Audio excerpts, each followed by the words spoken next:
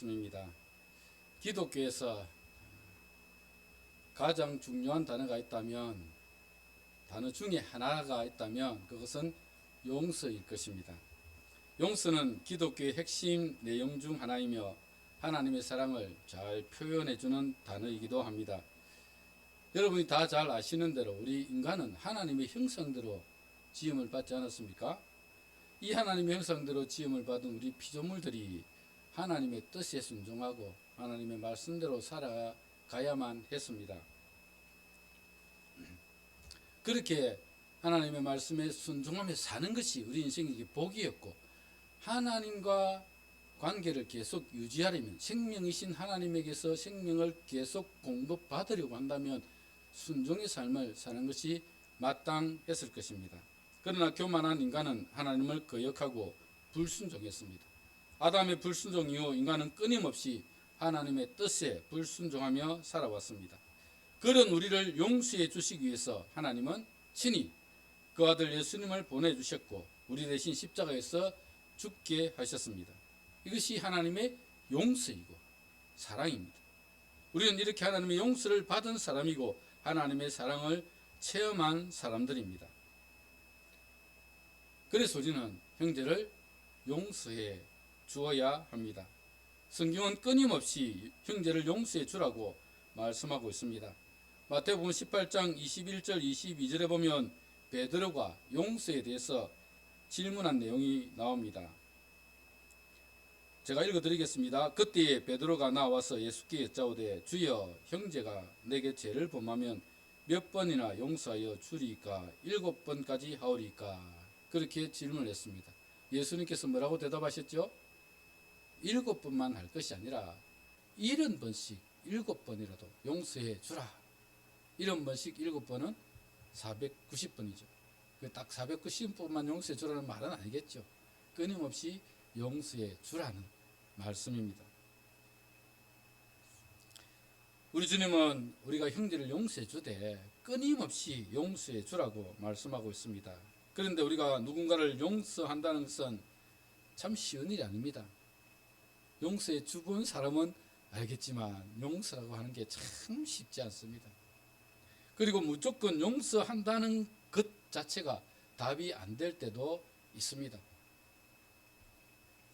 지난주에 참으로 안타까운 사건이 있었습니다. 지난 월요일 10일이죠. 월요일 오후 5시 50분쯤 대전 서구의 한 초등학교 건물 2층 시청각실에서 이 학교를 다니던 김하늘 양이 이 학교 교사가 휘두른 흉기에 찔려 사망하는 사건이 있었습니다. 40대 교사 A씨는 범행 당일 다음 달부터 출근하지 말라는 교육당국의 지침을 받았습니다. 이날 오전에 교육지원청 담당 과장과 장학사가 학교를 찾아왔습니다. 그리고 학교 관리자와 A씨를 불러놓고 함께 면담을 했습니다. 이 면담에서 A 교사에게 병가나 연가를 써도록 권유를 했습니다. 만일 이를 거부한다면 학교장 차원에서 경고를 주는 게 좋겠다는 의견을 제시하고 질병휴직을 다시 내도록 권고하도록 했습니다. 또 이에 응하지 않을 경우에는 직권면직이나 질병휴직심의위원회를 여는 방안도 안내한 것으로 확인이 되었습니다. A씨는 이런 지침이 내려진 이후 학교에서 무단 외출했고 범행 도구를 준비해 돌봄 교실에서 마지막으로 나오는 김양을 살해했습니다. 김양은 날카로운 도구에 의해 여러 곳에 손상을 입어 숨진 것으로 확인이 되었고 A 교사도 스스로 자해를 했지만 병원으로 옮겨졌고 목숨에는 지장이 없는 것으로 알려졌습니다. 추측을 해보면 A 교사가 교육청과 학교로부터 병가 혹은 연가를 쓰도록 권유받은 것과 여러 가지 압박감 때문에 스스로의 인생이 끝났다고 생각하고 자신과 함께 황천길에 동행할 사람을 찾다가 돌봄 교실에서 가장 늦게 나온 김양을 선택했고 그 김양을 살해한 후에 자신도 자해를 했던 것으로 여겨집니다. 지금 조사가 진행 중에 있기 때문에 더 정확한 것은 조사가 끝나봐야 알겠지만 추측해보면 이렇게 되는 것 같습니다.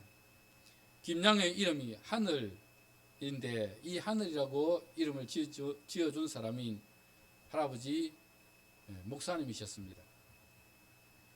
은퇴 전에 할아버지께서 첫 손녀에게 하늘에 초점을 맞추어 살라는 의미로 하늘이라는 이름을 지어주었습니다.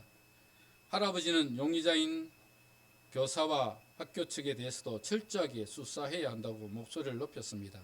김양희 할아버지는 우리가 제일 염려하는 건 용의자 교사가 심신미약을 주장하여 4, 5년 살다가 나오는 것이라며 비록 아이는 같지만 다른 아이들이 피해받는 일이 없도록 해야 한다고 강조했습니다. 여러분은 어떻게 생각하십니까?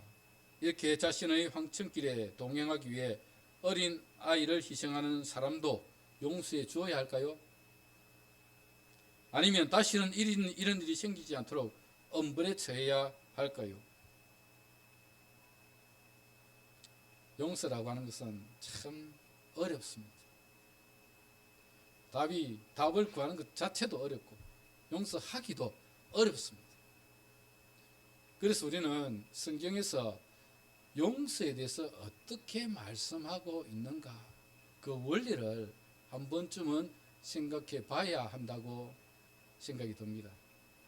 그래서 여러분이 그 원리를 따라서 내가 이 상황에 처했는데 어떻게 해야 할지를 여러분이 한 번쯤 생각해 보는 그런 기회가 되었으면 좋겠습니다. 성경에서 말씀하고 있는 용서에 대해서 몇 가지로 말씀을 드리면, 첫째로 나 자신을 위해서 용서해 주라고 말씀합니다. 우리가 형제를 용서하지 않으면 내가 그 원한 때문에 평안을 얻을 수가 없습니다. 여러분, 누군가가 나에게 해를 끼쳤다면 나는 그에 대한 원한을 품을 수밖에 없습니다.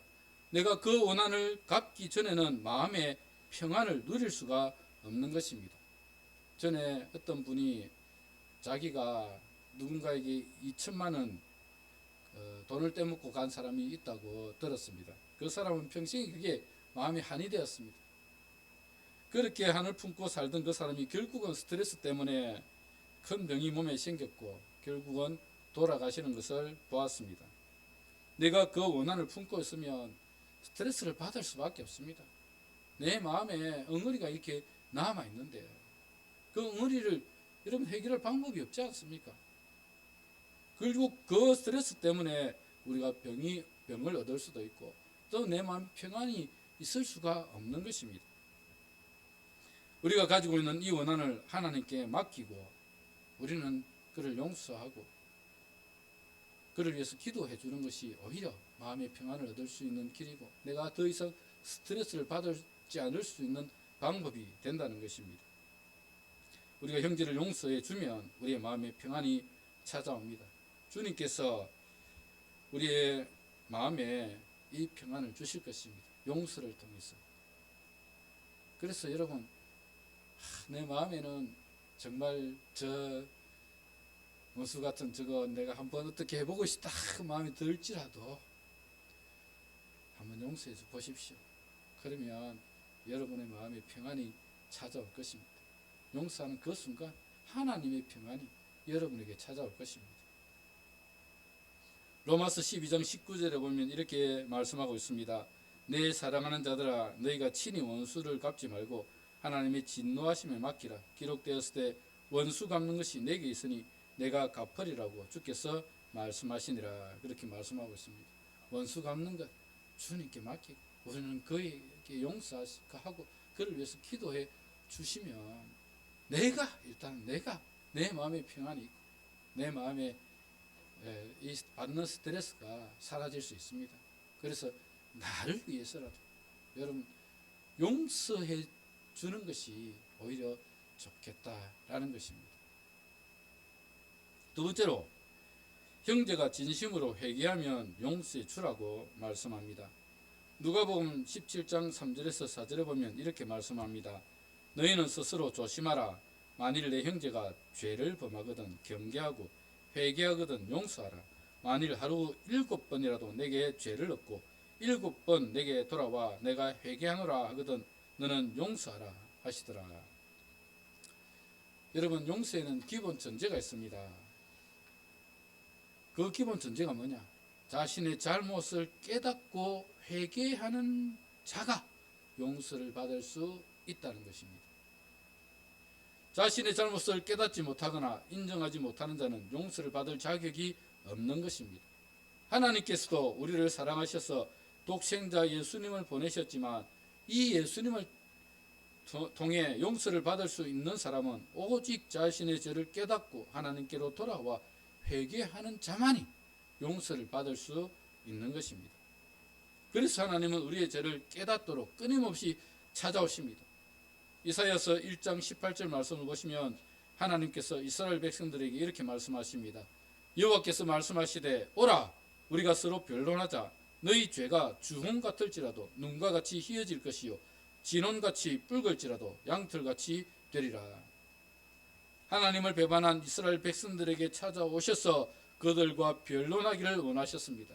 그들의 죄가 주홍 같을지라도 눈과 같이 희게 씻을 줄 것이라며 회개하고 하나님께 돌아오도록 권면하고 있는 것입니다. 우리가 회개하지 않으면 하나님의 용서도 받을 수 없습니다. 그러나 우리의 죄를 고백하고 용서를 구할 때 하나님은 우리의 죄를 용서해 주십니다. 요한일서 1장 9절 말씀에서는 이렇게 말씀하십니다. 만일 우리가 우리 죄를 자백하면 그는 미쁘시고 의로우사 우리 죄를 사하시며 우리를 모든 불의에서 깨끗하게 하실 것이요. 우리의 죄를 자백하면 미쁘신 우리 하나님께서 우리의 죄를 사하시며 우리를 불의에서 깨끗하게 해주시겠다. 그렇게 말씀하고 계시는 것입니다. 그렇죠. 용서는 회개한 자만이 받을 수 있습니다. 자신의 죄를 인정하지 않거나 회개하지 않는 자는 용서를 받을 수가 없습니다. 반대로 자신의 죄를 인정하고 회개하면 그를 용서해 주는 것이 하나님의 자녀된 모습이 아닌가 생각이 듭니다. 세 번째로 우리가 하나님의 용서를 받았기 때문에 용서해 주어야 합니다. 우리가 형제를 용서하려면 먼저 나도 하나님 앞에서 의롭지 않다는 것을 인정해야 됩니다. 우리 중에 죄를 짓지 않은 사람은 단 한 사람도 없습니다. 모두가 죄인입니다. 요한복음 8장에 보면 음행하다가 현장에서 잡혀온 한 여인의 이야기가 나옵니다. 스스로 의롭다고 여기는 서기관들과 바리새인들이 예수님을 시험하여 고발할 조건을 찾기 위해서 음행하다가 현장에서 붙들린 여인을 예수님께 데려왔습니다. 그리고 예수님께 물었습니다. 선생님, 모세의 율법에는 이러한 여자를 돌로 치라 명하셨는데 선생님은 어떻게 말하겠습니까? 라고 질문했습니다.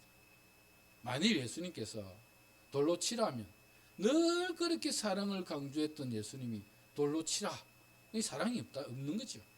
반대로 돌로 치지 마라 하면 모세의 율법을 어기는 것입니다. 진퇴양난이죠. 예수님께서 뭐라고 말씀하셨습니까? 그렇죠. 예수님께서 앉아서 땅에 글을 쓰시다가 일어나셔서 이렇게 말씀하셨습니다. 너희 중에 죄 없는 자가 먼저 돌로 치라. 그랬더니 나이 많은 사람부터 시작하여서 젊은이까지 모두 그 자리를 떠나고 딱 두 사람만 남았습니다. 예수님과 그 여인 두 사람만 남았습니다. 여러분, 우리 중에 죄 없는 사람이 있겠습니까? 정말 돌로 칠 만큼, 그 여인을 돌로 칠 만큼 죄 없는 사람이 있겠습니까? 저도 그렇고 여러분도 그렇고 우리는 다 죄인이었다는 겁니다. 죄인이었습니다. 예수님께서 그 여인에게 이렇게 말씀하셨습니다. 나도 너를 정죄하지 아니하노니 가서 다시는 죄를 범하지 말라. 여러분, 우리는 다 모두 하나님 앞에 죄인입니다. 죄인으로 살아왔고, 그렇지만 하나님의 은혜로 용서받고 우리가 하나님의 자녀가 된 것입니다. 그래서 성경은 우리에게 형제를 용서해 주라고 말씀하고 계십니다. 에베소서 4장 32절에 보시면 이렇게 말씀합니다. 서로 인자하게 하며 불쌍히 여기며 서로 용서하기를 하나님이 그리스도 안에서 너희를 용서하심과 같이 하라. 우리가 형제를 용서하되 하나님이 그리스도 안에서 하나님이 너희를 용서해 준 것처럼 너희도 용서해 주라는 겁니다. 골로새서 3장 13절에도 이렇게 말씀합니다. 누가 네게 혐의가 있거든 서로 용납하여 피차 용서하되 주께서 너희를 용서하신 것과 같이 너희도 그리하고. 주께서 너희를 용서하신 것 같이 너희도 그렇게 용서해 주라. 그렇게 말씀하고 있습니다. 우리 주님께서 우리를 용서해 주신 것처럼 우리도 형제를 용서해 줄 수 있어야 합니다. 그것이 진정으로 거듭난 성도의 모습이 아닐까 생각이 듭니다. 네 번째로 우리가 형제를 용서할 때 하나님도 우리를 용서해 주십니다. 마태복음 6장 14절 15절에 보면 이렇게 말씀하고 있습니다. 너희가 사람의 과실을 용서하면 너희 천부께서도 너희 과실을 용서하시려니와 너희가 사람의 과실을 용서하지 아니하면 너희 아버지께서도 너희 과실을 용서하지 아니하시리라.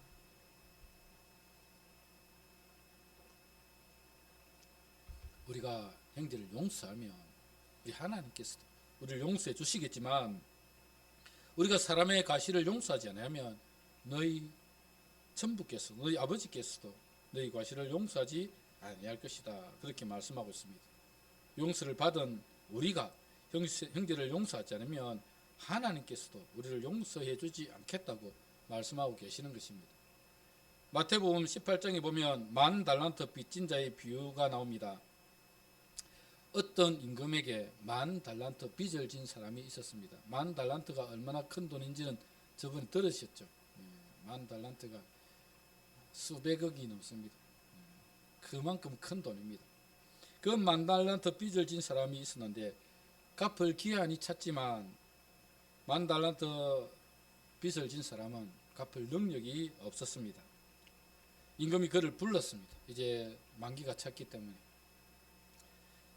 그리고 그에게 엄히 말을 했습니다. 만일 내가 빚을 갚지 않으면 내 몸과 아내와 자신과 모든 소유를 다 팔아서 갚아야 한다 라고 말했습니다. 그러나 그 사람은 왕에게 엎드려 간구했습니다. 내게 참으소서, 다 갚겠습니다. 참아주소서 라고 눈물로 호소했습니다. 왕은 그를 불쌍히 여겨서 그 빚을 다 탕감하여 주었습니다. 탕감을 받은 사람이 얼마나 기뻤겠습니까? 기뻐하며 밖으로 나왔는데 길을 가다가 자기의 동료 친구 한 사람을 만났습니다. 그 사람은 자기에게 100데나리온 빚을 진 사람입니다. 한 데나리온은 얼마죠? 한 사람이 하루에 일한 품삯입니다. 10만 원을 치면 100데나리온이면 얼마입니까? 1,000만 원쯤 되죠. 1,000만 원쯤 됩니다. 그 돈을 빚을 졌습니다. 그 100데나리온 빚을 졌습니다. 그래서 이 탕감을 받는 이 사람이 그 친구에게 왜 빚을 안 갚느냐, 빚을 갚아라 이야기를 했습니다. 그런데 이 사람도 갚을 능력이 안 됐어요. 그래서 친구에게 내가 꼭 갚겠다, 좀 말미를 달라, 기다려달라 라고 눈물로 호소를 했습니다. 그런데 이 빚을 탕감받은 사람은 그 사람을 용서해 주지 않았습니다. 그 사람을 옥에 가두었습니다. 네가 그 빚을 다 갚기 전에는 그 옥에서 나올 수가 없다 그랬습니다. 옆에서 사람들이 그 모습을 보고 임금에게 이야기를 해주었습니다. 왕이요, 저 사람이 왕 당신으로부터 10,000달란트 탕감을 받았는데 100데나리온 빚을 진 자기의 친구를 용서해 주지 않고 감옥에 넣었습니다. 왕이 가만히 있겠습니까? 그 사람을 불렀습니다. 10,000달란트 빚진 사람을 불렀습니다. 그리고는 왕이 이렇게 이야기했습니다. 내가 빌기에 너의 빚을 다 탕감해 주었는데 너는 너의 친구에게 100데나리온 빚을 탕감해 주지 않았느냐? 너도 10,000달란트 빚을 다 갚기 전에는 그 감옥에서 나오지 못할 것이다 라고 하면서 그를 옥졸에게 붙여 감옥에 넣었습니다. 사랑하는 여러분, 우리가 하나님의 용서와 사랑을 받은 자들입니다. 그렇다면 우리도 형제를 용서해 주어야 하지 않겠습니까? 마태복음 11장 25절에 보면 이렇게 말씀하고 있습니다. 서서 기도할 때에 아무에게나 혐의가 있거든 용서하라. 그리하여야 하늘에 계신 너희 아버지도 너희 허물을 사하여 주시리라 하셨더라. 우리가 용서를 받으려면 나도 다른 사람을 용서해 줄 수 있는 긍휼과 사랑의 마음이 있어야 한다라는 것입니다. 하나님은 용서해 주는 사람을 용서해 주신다, 그렇게 말씀하고 계십니다. 마지막 5번째로, 용서를 통해 화해를 이루면 모두가 행복해질 수 있습니다. 용서는 모두를 살리는 일입니다. 용서하지 않으면 전쟁과 죽음뿐입니다. 지금 전 세계가 전쟁 중에 있습니다. 그렇죠. 러시아와 우크라이나 전쟁, 이스라엘과 하마스의 전쟁, 이것은 보이는 전쟁입니다. 그러나 보이지 않는 전쟁도 계속되고 있습니다. 미국의 자국 보호주의로 인해서 관세 전쟁을 펼치고 있습니다. 미국은 중국과 유럽에 대한 관세 전쟁을 펼치고 있고, 이에 대해 중국이나 유럽에서도 보복 관세를 펼치고 있습니다. 중국과 유럽에 대한 견제에 이어 세계적으로 관세 전쟁이 이어지고 있습니다. 도널드 트럼프 대통령은 철강과 반도체를 넘어 수입 자동차에 대해서도 관세 카드를 꺼내들었습니다. 우리나라 자동차 업계도 심각한 타격이 될 수 있습니다. 지난해 한국은 미국에 153만 대의 자동차를 수출했습니다. 366억 달러, 우리 돈으로 약 52조 원 규모입니다. 반면 지난해 미국산 자동차의 한국 수출은 4만 대 정도에 불과합니다. 약 3조 원 규모입니다. 미국 입장에서 보면 여러분 52조가 미국은 수입을 했고 4조 많이 수출을 했습니다. 그러면 미국은 엄청난 적자를 보게 되는 것입니다. 약 50조의 적자를 보게 되는 것입니다. 그래서 미국은 여기 완성차에 대해서도, 완성차 수입에 대해서도 약 10%의 관세를 물려고 합니다. 만약 미국 정부가 우리나라 완성차에 10%의 관세를 부과한다면 도합 4조 원이 넘는 영업이익이 감소할 것으로 예상이 됩니다. 우리나라도 이렇게 지금 세계적으로 관세 전쟁이 계속 일어나고 있고, 이것은 미국이나 중국이나 유럽, 한국뿐만 아니라 전 세계적으로 관세를 통해서 미국이 자국 보호를 하고 있습니다. 그만큼 사실은 미국이 어렵기도 합니다. 지금 제가 볼 때는 제일 위태로운 나라는 중국이고 그 다음이 미국이라고 생각이 듭니다. 그만큼 지금 힘듭니다. 미국 인플레이션도 지금 올라가고 있고, 그래서 자국을 보호할 수밖에 없는 상황입니다. 어쨌건 이런 관세 전쟁이 계속 이어져 가고 있는 것을 보게 됩니다. 세계도 그렇지만 우리나라도 전쟁이 일어나고 있습니다. 여야가 나누어져서 정권 다툼을 하고 있고, 보수와 진보가 나누어져서 세력 싸움을 하고 있습니다. 여야와 보수와 진보의 싸움은 그야말로 진흙탕 싸움입니다. 그들 싸움에 끼어 피해보는 사람들도 계속 늘어나고 있습니다. 아이유라고 하는 가수, 여러분 아이유 알고 계시죠? 전에 탄핵 집회에 참석한 사람들에게 무료 커피를 제공했다고 해서 보수 세력들에 의해서 문매를 맞았습니다. 지금 국민 MC라고 하는 유재석 씨도 간접적인 진보 색채를 띈다고 해서 보수 세력들에 의해서 공격을 받고 있습니다. 또 파란색 계열을 입고 파란 모자를 쓰고 뭐 이런 식으로 다닌다고, 그런 그 간접적인 일들을 한다고 해서 하여튼 많은 좀 공격을 받고 있는 상황인 것 같습니다.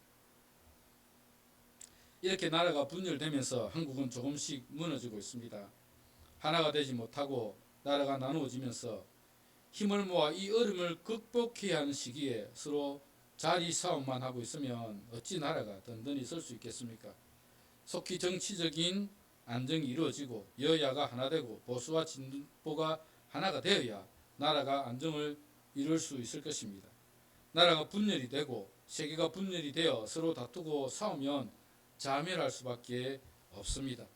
서로에 대한 이해와 포용으로 용서하고 하나가 되려고 노력해야 나라가 살고 세계가 살아나는 것입니다. 용서는 화해를 이루는 첫 번째 단추입니다. 내가 다른 사람을 용서하면 다른 사람도 나에 대한 감정을 풀고 화해를 이룰 수 있습니다. 그런데 서로에 대한 좋지 못한 감정이 쌓이다 보면 결국은 모두가 자멸로 가는 수밖에 없습니다. 그래서 여러분, 평화를 위해서도 용서는 필요한 것입니다.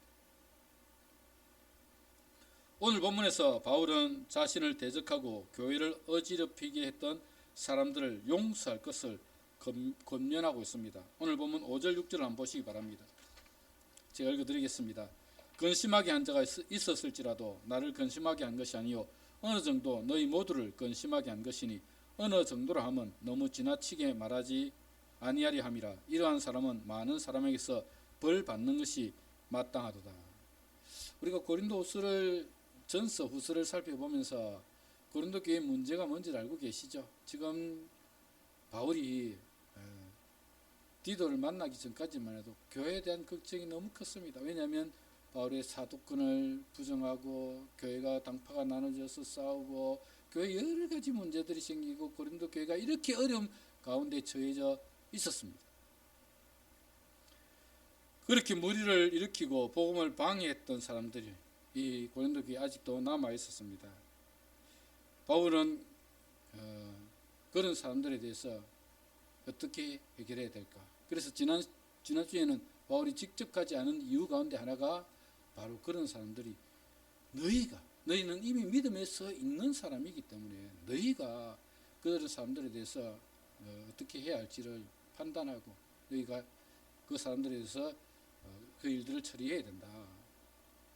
내가 가면 당연히 그 사람들에 대해서 책망하고 그 사람들을 내쫓거나 시부를 해야 되는데 그러면 교회 문제가 더 커질 수 있었을 것이다. 그래서 내가 그 너희 교회를 방문하지 아니했던 것이다 라고 지난주에 말씀을 드렸습니다.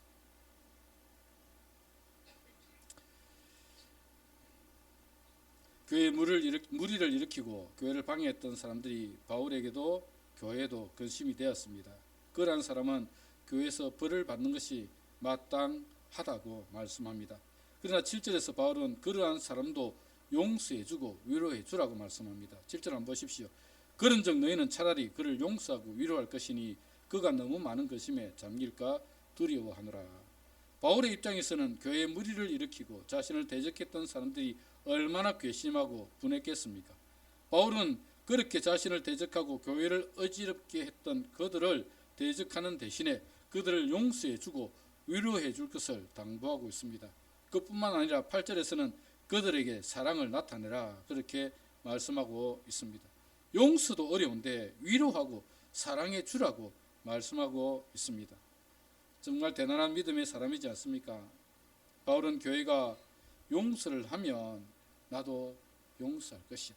너희 고린도 교회가 그들을 용서해 주면 나도 용서해 줄 것이다 라고 말씀합니다. 10절을 한번 보십시오. 너희가 무슨 일이든지 누구를 용서하면 나도 그리하고 내가 만일 용서할 일이 있으면 용서한 그것을 너희를 위하여 그리스도 앞에서 한 것이니 그렇게 말씀합니다. 너희가 무슨 일이든지 누구를 용서하면 나도 그리하겠다. 너희 고린도 교회가 그 무리를 일으켰던 사람들을 용서해 주면 나도 그리하겠다. 그 말이죠. 그리고 내가 그들을 용서한다면 그것은 너희를 위해서 그리스도 앞에서 한 것이다. 그렇게 말씀하고 있는 것입니다. 이 본문에서 바울이 교회를 지키려는 마음, 성도를 사랑하는 마음을 읽을 수 있습니다. 바울은 교회가 무너지는 것을 원치 않았습니다. 만일 교회가 용서가 사라지고 위로와 사랑이 사라진다면 교회는 사탄의 계략에 빠져 무너질 수밖에 없을 것입니다. 오늘 본문 11절에서 보면 이렇게 말씀하고 있습니다. 이는 우리로 사탄에게 속지 않게 하려 함이라. 우리는 그 계책을 알지 못하는 바가 아니로라. 그렇게 말씀합니다. 사탄의 전략이 뭐죠? 사탄의 전략은 이런 용서가 아니라 서로 다툼, 분열 이런 것을 통해서 교회를 무너뜨리게 하는 것이 사탄의 전략입니다. 교회도 마찬가지입니다. 우리 민안교도 마찬가지입니다. 우리 가운데 만일에 위로와 사랑이 없고 용서가 없고 서로 마음에 쿵한 것이 있고 서로 다투고 싸우고 분열하면 교회는 자멸할 수밖에 없습니다.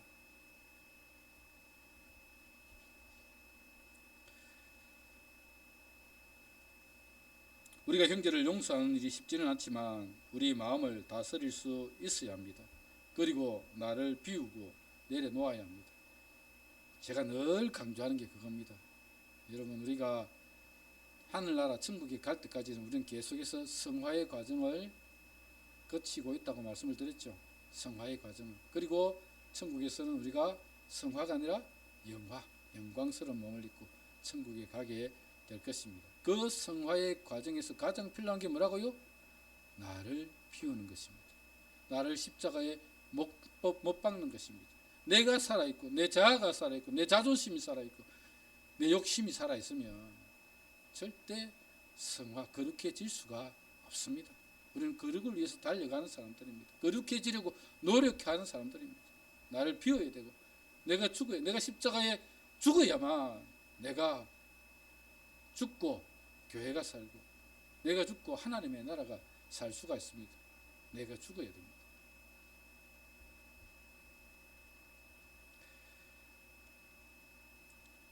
내가 죽으면 다른 사람을 용서해 줄 수 있습니다.